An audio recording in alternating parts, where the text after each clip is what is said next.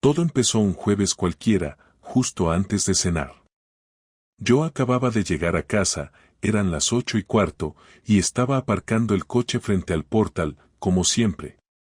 Nada raro, excepto por un detalle, el Renault Megane gris con matrícula de Valencia que llevaba viéndolo 3 días seguidos parado en la esquina, justo frente al estanco.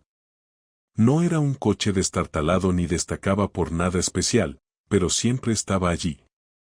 Lo curioso no era solo que estuviera aparcado exactamente en el mismo sitio cada tarde, sino que siempre había un tipo dentro, con una gorra oscura y una bolsa de comida en el asiento del copiloto. La primera vez pensé que esperaba a alguien.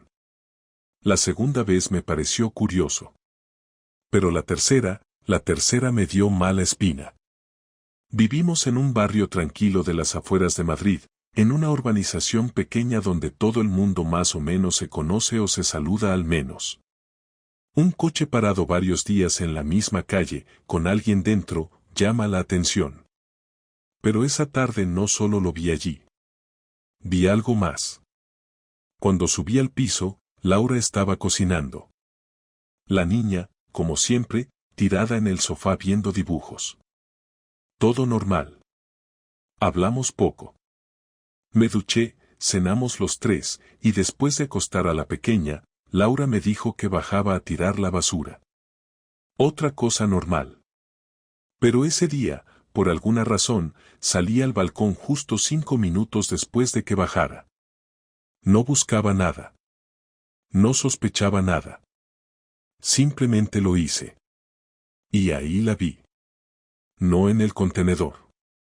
No en el portal. La vi entrando directamente en el Renault gris. Ese momento, fue como si me hubieran metido un puñetazo en el estómago. El mundo no se paró. El viento no sopló más fuerte.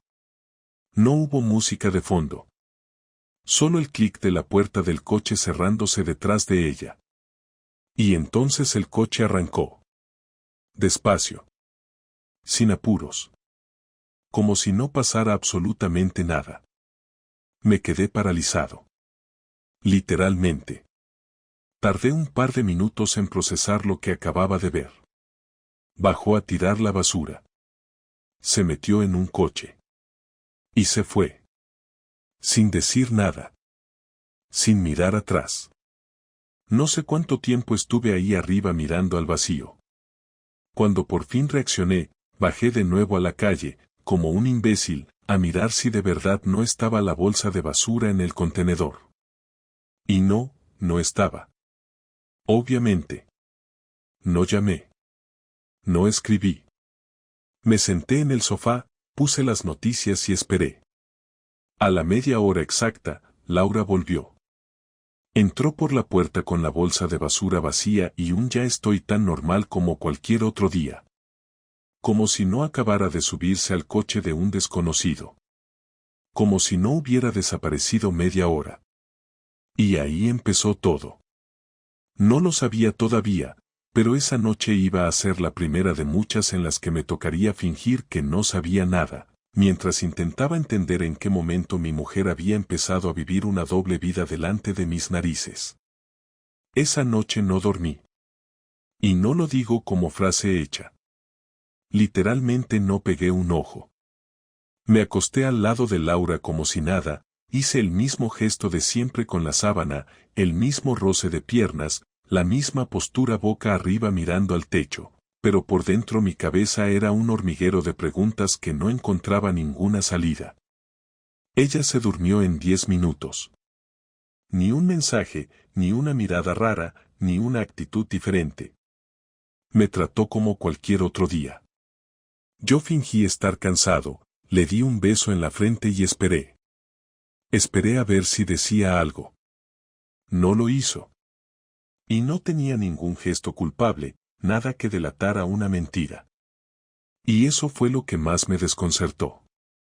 Pensaba que si alguien hace algo así, meterse en un coche con un tío mientras tu marido y tu hija están en casa, al menos se notaría algo en la cara, en el cuerpo, en el tono. Pero nada. Laura era la misma de siempre. Y eso me jodió más que si se hubiera puesto nerviosa o se hubiera inventado una excusa. A la mañana siguiente, me levanté antes de que sonara el despertador. Estuve en la cocina haciendo café y esperando a que ella saliera del baño. Cuando lo hizo, nos saludamos como cada día, sin dramas. Pero mientras preparaba las mochilas para el cole y organizaba lo de la comida, mi cabeza estaba en otro sitio. No podía dejar de pensar en ese coche.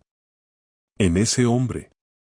En qué hizo durante esos 30 minutos que desapareció del mapa. No tenía ninguna prueba real. No vi nada que confirmara nada. Pero a la vez, lo había visto todo. No tenía que inventarme nada, porque los hechos estaban ahí. Ella salió con una bolsa de basura y volvió sin ella después de subirse a un coche con un tipo que no conozco. Eso no es interpretación. Es lo que pasó. Pero ¿cómo se lo dices a alguien sin sonar como un paranoico? Decidí no decir nada aún. Necesitaba entender mejor qué estaba pasando. Tenía que averiguar si era algo puntual o si llevaba tiempo. Y sobre todo, tenía que averiguar quién era ese tío. Ese día, mientras trabajaba desde casa, no me concentré en nada. Me pasé las horas mirando por la ventana, esperando ver el Renault gris otra vez. No apareció. Tampoco el viernes. Ni el sábado. Parecía como si nunca hubiera estado ahí. Pero yo sabía lo que había visto. Así que el domingo por la mañana, cuando Laura me dijo que iba a casa de su hermana en Pozuelo a llevarle unas cosas, le dije que iría yo. Que ella se quedara descansando con la niña. Me miró raro al principio, como si no entendiera por qué me ofrecía de repente, pero luego lo aceptó sin insistir demasiado. Me llevé su coche. No porque quisiera espiarla, sino porque tenía un plan. Antes de llegar a casa de su hermana, pasé por la calle donde había estado aparcado el coche gris. No estaba. Ni rastro. Pero justo cuando me iba a rendir, una señora mayor estaba regando las plantas frente al portal de enfrente. Me acerqué con la excusa más tonta del mundo, que si sabía dónde había una panadería cerca, y mientras hablábamos, solté, oiga, estos días había un coche gris aquí parado, ¿usted lo ha visto? No sé si estaba estropeado o qué, porque llevaba varios días en el mismo sitio con alguien dentro. Y ahí me dio el primer dato clave. ¿Uno con una gorra? Sí, ese se pone ahí mucho últimamente. No sé a quién espera, pero siempre está ahí a las 8 o así. No me gusta nada, se lo digo yo, que cuando alguien repite tanto sitio es por algo. Me quedé callado unos segundos, y le di las gracias. Ella siguió regando y yo volví al coche con el corazón latiéndome en el cuello. No estaba loco. No lo había imaginado. Ese tipo estaba ahí, con frecuencia, y tenía una rutina. Ahora ya no era solo una sospecha mía. Había un testigo. Lo siguiente que hice fue obvio, a la mañana siguiente, puse una cámara pequeña en el interior de mi coche, oculta entre el salpicadero y el retrovisor. No soy ningún experto, pero la cámara graba en bucle y se activa con el movimiento. Dejé mi coche en esa misma esquina, a la misma hora que había visto al Renault. Me fui caminando a una cafetería cercana con el portátil, a fingir que trabajaba mientras vigilaba por la ventana. No vi nada. Pero cuando volví por la tarde a por el coche, revisé la grabación. Y ahí estaba. A las 20:12, un Renault gris aparcaba justo delante. El tipo de la gorra, mismo asiento, misma postura. 20 minutos después, se ve a Laura bajando de la acera de enfrente, mirando el móvil, entrando en el coche como si fuera su casa. No miró alrededor. No se escondió. No fue un movimiento rápido ni nervioso. Subió tranquila. Cerró la puerta. Y el coche arrancó. Apagué la grabación. Me quedé unos minutos quieto, con el coche apagado, sintiendo que no sabía muy bien cómo seguir. No me puse a llorar. No grité. No me vine abajo. Fue más raro que eso. Fue como si en ese momento todo se me desconectara. Como si mi cerebro dijera vale, ya está, esta es la realidad. No me imaginaba lo que vendría después. Pero en ese momento, supe que ya no había vuelta atrás. No podía justificar lo que acababa de ver. No podía convencerme de que había alguna explicación inocente. Subirse por segunda vez al coche del mismo tío, sin decir nada, sin contar nada, sin ninguna razón lógica, eso es lo que es. Esa noche, cuando volvió a casa, me preguntó si había sacado al perro. Le dije que sí. Me preguntó si quería ver algo en Netflix. Le dije que estaba cansado. Me dio un beso en la mejilla y se fue a la cama. Y yo me quedé en el salón, mirando la pantalla apagada del televisor, con una sola pregunta en la cabeza, ¿con quién coño me he casado? El lunes por la tarde lo tenía todo claro. No quería más dudas, no quería más cámaras, no quería seguir fingiendo. Había visto lo suficiente. Necesitaba hablar con ella. No para que me lo negara, porque ya sabía lo que iba a decir, sino porque quería ver cómo reaccionaba cuando se diera cuenta de que no podía escaparse con una excusa estúpida. Ese día salí del trabajo antes de tiempo y recogí a la niña en el colegio, aunque le tocaba a ella. No avisé. Quería estar en casa antes de que llegara. Quería que no tuviera tiempo de ensayar ninguna respuesta. Cuando llegó, se la notaba sorprendida, pero no incómoda. Me saludó con el mismo beso en la mejilla, dejó el bolso, fue a la cocina y preguntó si la niña había merendado. Le dije que sí. Y entonces la solté. Sin rodeos. ¿Quién es el del Renault gris? Se giró muy despacio, sin perder la compostura. Me miró fijamente. Tardó unos segundos en responder. Ni siquiera pareció impactada. Como si supiera que esta conversación iba a llegar tarde o temprano. ¿Qué Renault? Preguntó, fingiendo una confusión que no le salía natural. No hagas eso, le dije, te vi subiéndote a su coche el jueves y lo volví a grabar ayer. Así que no te molestes. Y ahí su expresión cambió. No se derrumbó. No se enfadó. Se quedó quieta. Cerró los ojos un segundo, respiró hondo, y se sentó en una de las sillas del comedor. Yo me quedé de pie, con los brazos cruzados. No es lo que crees, fue lo primero que dijo. Y no sé por qué, esa frase me provocó una risa breve, fea, casi sarcástica. Ah, no, entonces ¿qué es? Porque si me dices que es Uber, te juro que me parto la cabeza contra la mesa. Ella no contestó. Solo me miraba. No con pena, no con miedo. Con cansancio. Como si estuviera harta de algo que ni siquiera habíamos empezado a discutir. Se llama Tony. Es alguien del trabajo. Hemos estado quedando para hablar. Solo hablar. Lo nuestro no está bien desde hace tiempo, y necesitaba a alguien con quien poder desahogarme. Esa explicación me dio más rabia que si me hubiera dicho directamente que se lo estaba tirando. La frialdad. La construcción medida de la frase. El uso de palabras como desahogarme, como si fuéramos adolescentes hablando de dramas de instituto. Y para hablar tienes que meterte en su coche 2 veces por semana, no tienes cafeterías, no tienes una hermana, una amiga, un psicólogo. ¿Qué clase de persona se va media hora con un tío al coche y no le dice nada a su marido? Le solté con todo el desprecio que me cabía en la boca. Ella bajó la mirada y cruzó los brazos sobre la mesa.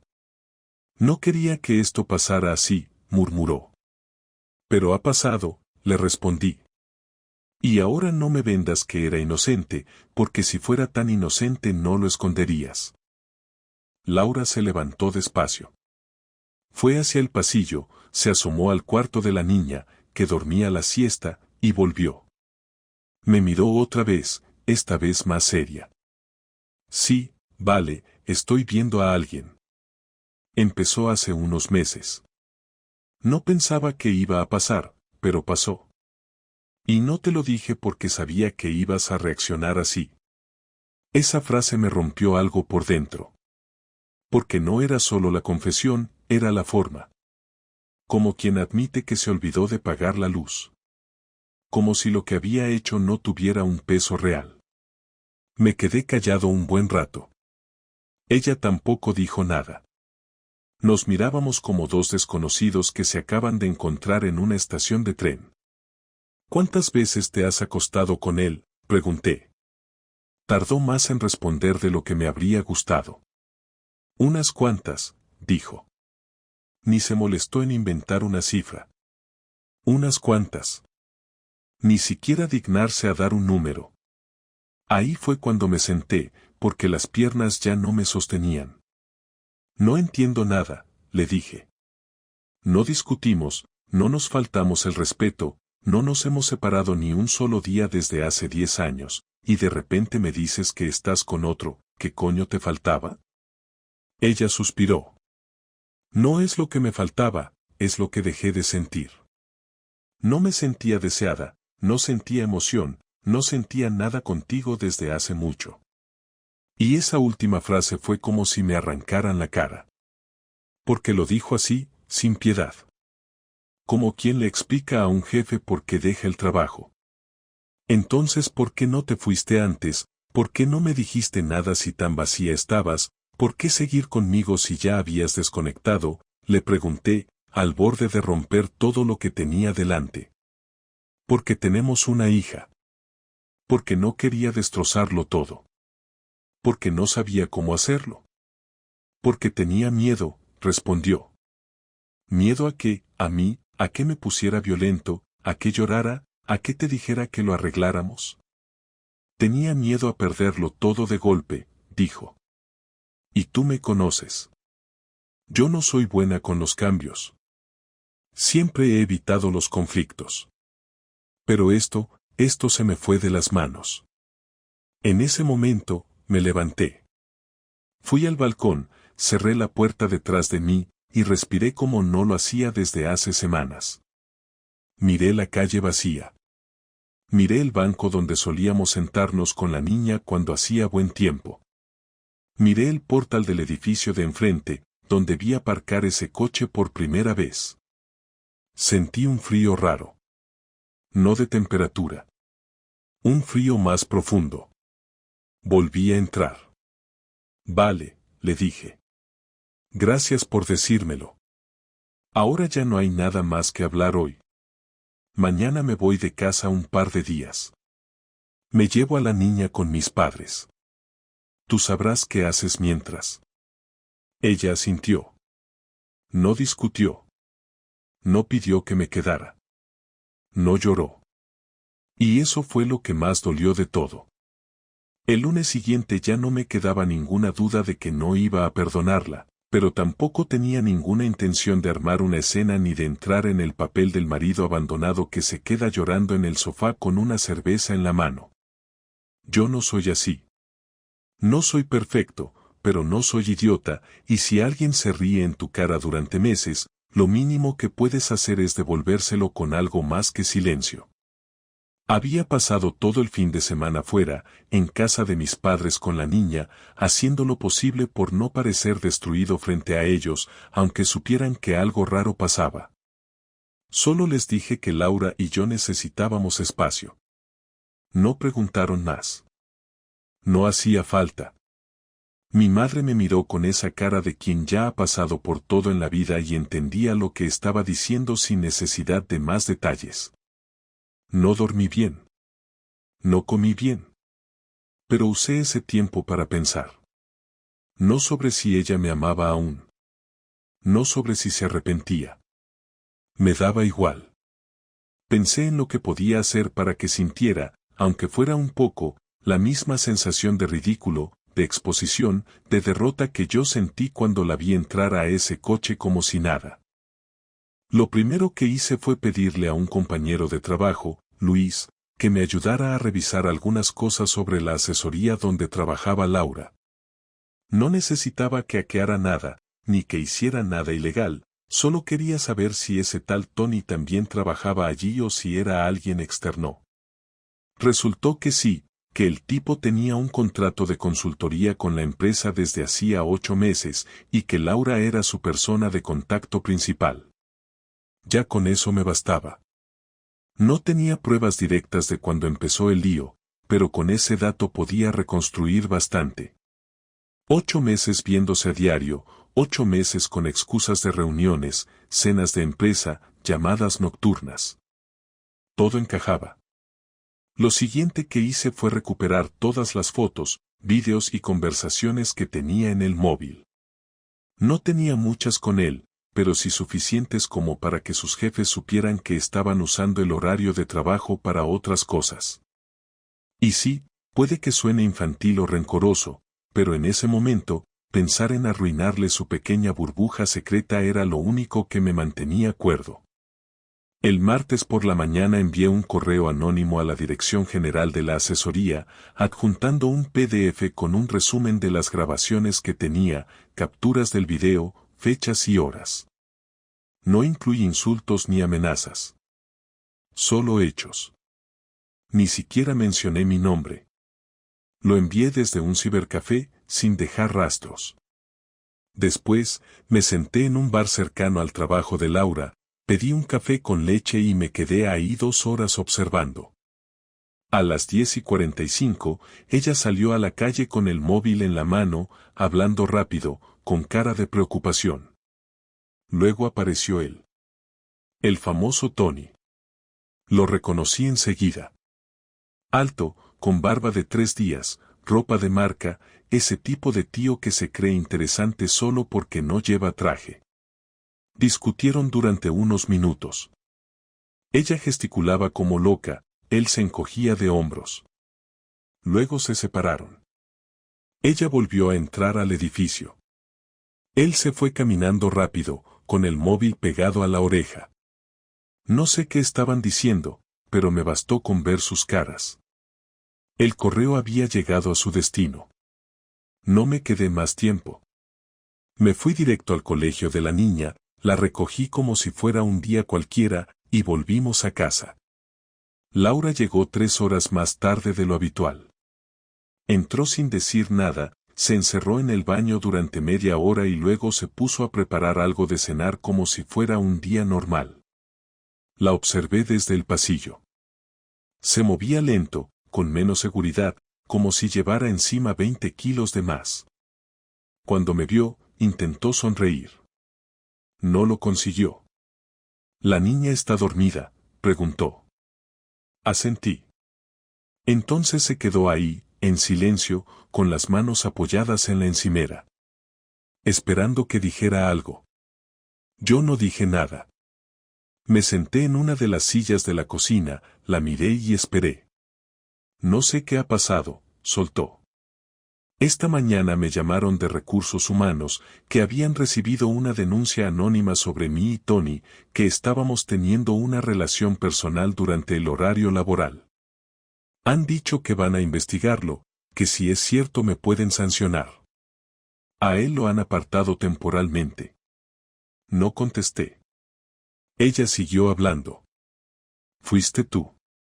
Me miró como si esperara que lo negara. No lo hice. No tengo por qué negarlo, le dije. ¿Qué esperabas? ¿Que me quedara callado mientras tú haces el papel de esposa ejemplar y te acuestas con un compañero de trabajo a escondidas?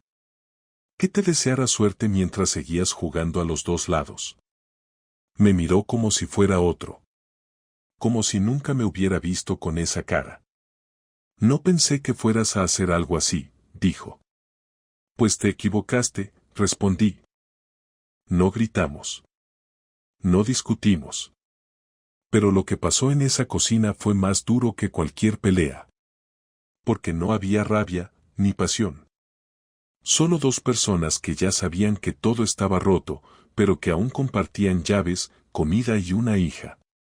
¿Qué va a pasar ahora?, me preguntó después de un rato. Lo que tú quieras, le respondí. Yo ya he hecho mi parte. Si quieres que esto acabe bien, empezamos a hablar de custodia y de dividir lo que haya. Si quieres guerra, tendrás guerra. Ella negó con la cabeza, se sentó frente a mí y bajó la mirada. No quiero guerra, dijo. Tampoco quería esto. Se me fue de las manos. Lo siento. Y esa palabra, lo siento, fue la gota que me quitó todas las ganas de seguir hablando. Me levanté, apagué la luz de la cocina y le dije que esa noche dormiría en el salón. No hubo más palabras. Ni ella vino a pedirme que hablara. Ni yo volví a buscarla. Al día siguiente, se fue temprano al trabajo. No dejó nota. No me escribió. Supongo que entendió que había cruzado una línea que ya no tenía vuelta. Durante los días siguientes intentamos actuar como si todo siguiera dentro de un marco controlado, pero el ambiente en casa era una bomba a punto de estallar.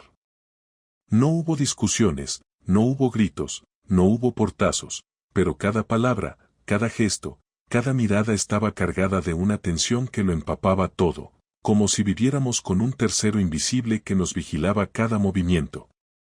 Laura iba y venía con la misma cara, sin maquillaje, sin prisa, sin rastro de ese aire superior que solía tener cuando creía que podía mentirme sin consecuencias. Yo trabajaba en silencio, organizando en paralelo las cuestiones prácticas, busqué abogado, consulté la parte legal del régimen de visitas, revisé mis cuentas, pedí cita en el banco para mover mis ahorros y asegurarme de que no pudiera tocarlos en caso de que se le ocurriera alguna idea repentina. La niña empezaba a notar que algo no iba bien. Me preguntó una noche por qué dormía en el sofá. Le dije que estaba muy cansado y que me dolía la espalda. Aceptó la excusa, pero con esa mezcla de ingenuidad e intuición que tienen los niños cuando no entienden lo que pasa, pero sienten que hay algo fuera de lugar. Laura, por su parte, empezó a quedarse más tiempo en el trabajo. O al menos eso decía. Yo ya no controlaba nada. No tenía ganas ni tiempo. Me había convertido en una especie de robot que solo se movía por lógica, por eficiencia, por necesidad. Cada conversación entre nosotros era mínima, funcional, casi automática. Las cosas seguían su curso en apariencia, pero por dentro todo estaba a punto de romperse en pedazos. El viernes por la noche, cuando la niña se fue a dormir y el silencio invadió el piso, Laura se acercó al sofá con una taza en la mano. Me miró desde el marco de la puerta y me dijo que necesitábamos hablar. Le dije que sí, que habláramos ya. Se sentó en la butaca frente a mí, y durante unos segundos no dijo nada. Luego empezó, despacio, como si le costara encontrar las palabras. He pedido un traslado, soltó. He hablado con recursos humanos y me han ofrecido una plaza en Barcelona. Sería para empezar en un mes. No es definitivo, pero estoy considerando aceptarla. Me iría sola, sin la niña, al menos al principio, mientras busco piso y me instalo. No le respondí. Solo asentí, como quien recibe una notificación de correo. Ella siguió. Sé que no puedo pedirte nada. Sé que te fallé. Pero esto ya no tiene arreglo. No puedo estar aquí contigo cada día fingiendo que no ha pasado nada. Tú tampoco puedes. Y la niña necesita un entorno tranquilo. No esta mierda de silencio constante. ¿Qué quieres entonces?, le pregunté sin levantar la voz. Quiero que lo hagamos bien. Quiero que la custodia sea compartida, pero que ella viva contigo al menos los primeros meses. Tú tienes la casa, la escuela está cerca, tu familia vive en Madrid. Yo me iré y vendré los fines de semana al principio, hasta que encontremos una dinámica. Después, si tú estás de acuerdo, podemos hacer semanas alternas o algo así. No esperaba que dijera todo eso, pero tampoco me sorprendió. Era lógico. Tenía sentido. Y en el fondo, no era mala propuesta. Pero no por eso dolía menos. Lo que dolía era la naturalidad con la que hablaba de irse, como si lo nuestro hubiera sido solo una etapa que se acababa. ¿Y él?, le pregunté. Ella bajó la mirada. Ya no está en la empresa. Lo despidieron. Creo que se fue a Bilbao. Hace días que no hablamos. Lo nuestro no tiene futuro. Era algo que me hizo sentir viva por un momento, nada más. No voy a seguir con eso. No supe si creerla o no. Ya daba igual. Respiré hondo, apoyé la cabeza en el respaldo y le dije que estaba bien, que íbamos a hacerlo así. Pero tú te vas en serio. No me llames, no me escribas, no intentes arreglar nada. Solo enfócate en la niña y en que esto salga lo menos sucio posible. Por lo demás, entre tú y yo ya no queda nada que salvar. Ella asintió, sin intentar replicar, sin pedir perdón otra vez, sin llorar. Solo dijo, lo sé. Y se fue a su cuarto. Yo me quedé ahí, con los ojos abiertos, mirando al techo. Por primera vez en semanas, no sentí rabia. Tampoco alivio. Solo un cansancio que no se quitaba con dormir. El sábado preparé una mochila para la niña y la llevé a pasar el día con mis padres. Les conté el plan, les expliqué cómo íbamos a organizarnos, y ellos aceptaron sin protestar.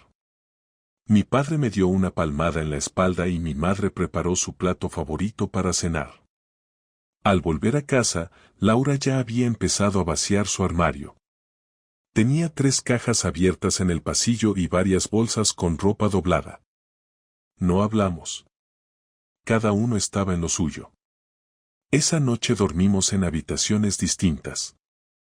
El domingo por la tarde, antes de que la niña volviera, Laura se fue. Me dejó las llaves en la mesa del salón, se puso su abrigo, y antes de abrir la puerta, se dio la vuelta. Gracias por no gritarme, me dijo. Podías haberme hecho la vida imposible, y no lo hiciste. Le respondí sin emoción, no es por ti. Es por mí. Porque yo no me voy a ensuciar más por lo que hiciste tú. Asintió. Abrió la puerta. Y se fue. Han pasado 4 semanas desde que Laura se fue. La casa está en silencio casi todo el día, salvo por los ruidos habituales de la niña y mis teclas cuando trabajo desde el portátil. La primera semana fue rara, como si estuviera de viaje y en cualquier momento fuera a volver con una bolsa de supermercado o con una excusa más. Pero no volvió. Ni llamó. Ni escribió. Y yo tampoco. Mantuve la decisión de no buscar ningún tipo de conversación personal con ella más allá de lo relacionado con nuestra hija. Las únicas veces que nos hemos cruzado desde entonces ha sido en el portal o en el parque, cuando viene a buscar a la niña los fines de semana. Nos saludamos con la cabeza, hablamos lo mínimo sobre cosas prácticas y cada uno sigue por su lado. Sin enfrentamientos, sin reconciliaciones, sin explicaciones adicionales. Lo que más me sorprendió fue darme cuenta de lo rápido que te acostumbras a estar sin alguien cuando esa persona ya no aporta nada bueno. Las primeras noches en el salón fueron incómodas, pero ahora duermo mejor que cuando compartíamos cama. Me acuesto sin ese peso de tener que fingir que todo va bien. No tengo que medir mis palabras ni vigilar sus gestos. No tengo que hacerme el idiota sabiendo que me están mintiendo. Puedo estar con mi hija, puedo cocinar, puedo leer, puedo trabajar sin que el ambiente esté cargado con esa energía que tenía todo lo que Laura tocaba desde que empezó su aventura. A nivel práctico, la rutina se ha estabilizado rápido. La niña se adapta mejor de lo que esperaba. Hace preguntas a veces, pero sin dramatismos. Me dice que echa de menos a su madre por las noches, pero también me dice que le gusta cómo cocino yo, que conmigo se ríe más, que ya no hay tantas discusiones raras. No le he contado toda la verdad. No creo que sea necesario. No quiero que tenga una versión distorsionada de su madre. Lo único que le he dicho es que mamá y papá ya no pueden vivir juntos porque no se entienden, pero que los dos la queremos igual. Ella asintió, y me preguntó si podía seguir llevando su peluche preferido cuando se fuera con su madre. Le dije que por supuesto. No hace falta complicarle más la vida. Una semana después de que Laura se fuera, recibí un correo de su abogado. Formal, cortés, con una propuesta inicial para la separación legal y la custodia compartida. Lo leí varias veces. No había trampas. No había exigencias absurdas. Todo bastante razonable. Lo reenvié al mío, que ya tenía al tanto desde antes. Le dije que podíamos aceptar la mayoría de los puntos, con algunas pequeñas condiciones que eran más logísticas que emocionales. En 2 semanas más firmamos todo. Sin gritos, sin audiencias, sin juzgados. Ni siquiera hicimos videollamada. Solo papeles. 2 firmas. 2 sobres. Fin del matrimonio. Y ahí es donde me encontré con una sensación nueva. No era alivio, porque eso ya lo había sentido. Tampoco tristeza. Era otra cosa. Una especie de espacio vacío que antes estaba lleno de tensión, de sospechas, de desgaste, y que ahora estaba limpio. Como si alguien hubiera recogido toda la porquería emocional y hubiera dejado el hueco. Y ese hueco se puede llenar con lo que quieras. En mi caso, decidí llenarlo con cosas simples. Paseos con mi hija. Películas antiguas que siempre quise volver a ver. Volver a correr por las mañanas. Reordenar armarios. Limpiar el trastero. Ver a mis amigos sin mirar el reloj. Llamar a mi hermana solo para hablar. Nada espectacular. Solo vida normal, sin ruido. Laura y yo no hemos tenido ninguna conversación final, ninguna escena de cierre con lágrimas, ningún café para recordar lo bueno. No hay nada que cerrar porque el cierre fue claro desde el momento en que eligió irse sin avisar. Ya no necesito entender más. No me interesa si lo suyo con el otro fue real o si solo fue una excusa para salir de nuestra vida. Tampoco me importa si algún día se arrepiente o si vuelve a cometer el mismo error con otro. Yo estoy fuera de esa ecuación. Y lo estoy porque elegí salirme, no porque me empujaran. Si alguien me preguntara qué aprendí de todo esto, no daría una respuesta muy profunda. Aprendí que se puede vivir con una persona durante años sin conocerla de verdad. Aprendí que la lealtad no significa lo mismo para todos. Aprendí que puedes hacer todo lo que se espera de ti como pareja y aún así no ser suficiente para alguien que ya tomó la decisión de traicionarte. Aprendí que la dignidad vale más que cualquier intento de salvar algo que ya está roto. Pero, sobre todo, aprendí que cuando alguien te falla con esa frialdad, lo mejor que puedes hacer no es gritarle, ni vengarte, ni perseguir explicaciones. Lo mejor que puedes hacer es apartarte, callarte, mirar y dejar que se hunda en su propia miseria sin ti como testigo. No tengo ninguna intención de volver a estar con alguien pronto. No me interesa el amor romántico por ahora. Estoy enfocado en mi hija, en reconstruirme, en recuperar ese equilibrio que perdí sin darme cuenta.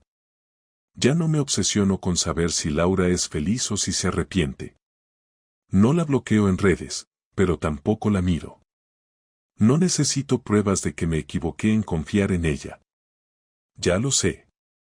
No necesito que el mundo me dé la razón. Ya la tengo. Lo que sí necesito es seguir siendo el padre que siempre quise ser, el hombre que no pierde la cabeza por una traición y el tipo que sabe cuándo levantarse, sacudirse el polvo y seguir sin mirar atrás. Y si algún día ella se cruza de nuevo conmigo en otra etapa de su vida, en otra ciudad, en otro contexto, lo único que quiero sentir al verla es nada. Porque cuando logras mirar al pasado sin que te tiemble el pulso, sin que se te cierre el pecho, sin que te hierva la sangre, entonces sí puedes decir que estás bien. No feliz. No triunfador. Solo bien. Que es mucho más de lo que tuve durante los últimos meses de mi matrimonio. Eso es todo.